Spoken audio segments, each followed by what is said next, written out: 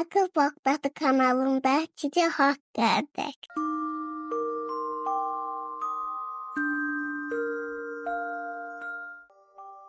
Bismillahirrahmanirrahim.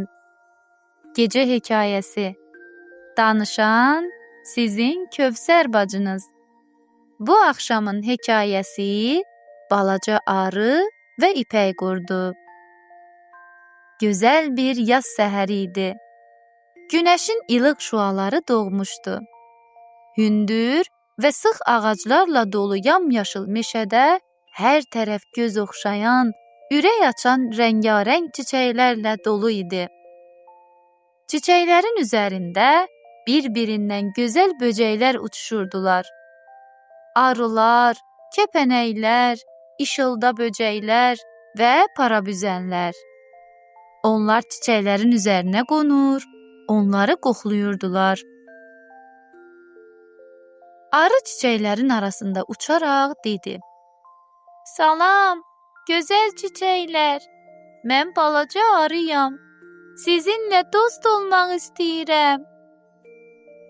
Çiçəklər sevinclə ona salam verdilər.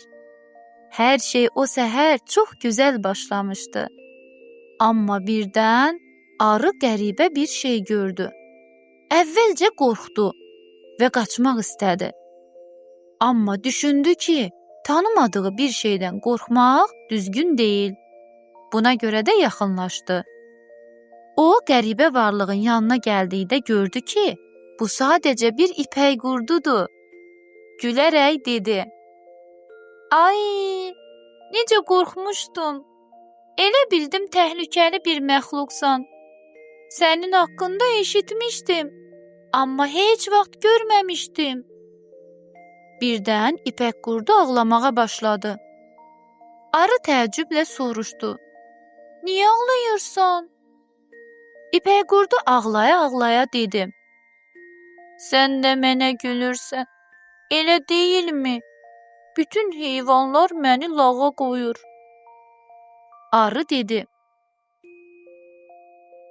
"Yox, sən məni səhv başa düşdün. Mən sadəcə öz qorxuma gülürdüm. Gəl dost olaq. Mən sənə uçmaqdan danışım. Sən də mənə öz həyatını danış." Bu vaxt başqa həşəratlar gəldilər və ipək qurdunu lağa qoydular. Biri dedi: "Baxın, o yer üzündə sürünən bir məxluqdur."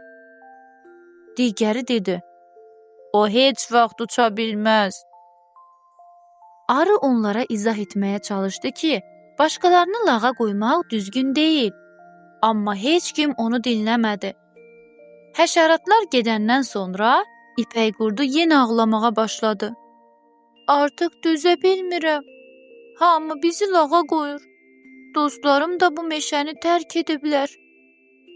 Amma mən buradan getmək istəmirəm."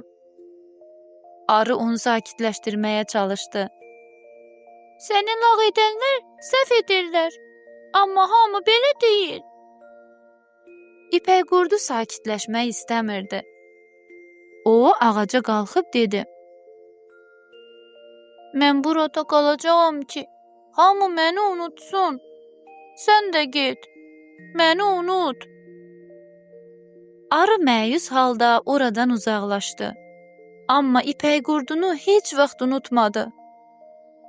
Aradan bir müddət keçdi. Arı yenə çiçəklərin arasında uçurdu. Birdən kimsə ona səsləndi: "Arı, ay arı!" Arı başını qaldırdı və gözəl bir kəpənək gördü. Təəccüblə soruşdu: "Siz məni haradan tanıyırsınız?" Kəpənək gülümsəyərək dedi: "Məni necə tanımırsan? Mən sənin köhnə dostunam. Bir vaxtlar ipək qurdu idim. Amma indi kəpənəyə çevrilmişəm." Arı sevindi və dedi: "Vay, bu möcüzədir." Kəpənək dedi: "Sən çox yaxşı dostsan. Çünki o vaxt mənə lağ edənlərin arasında yalnız sən məni müdafiə etdin. İndi uçmağı öyrəndim və bütün dünyanı görə bilirəm. Arı sevincindən gülümsədi və dedi: "Kaş o vaxt sənə lağ edənlər də indi sənin bu gözəl uçuşunu görəydilər."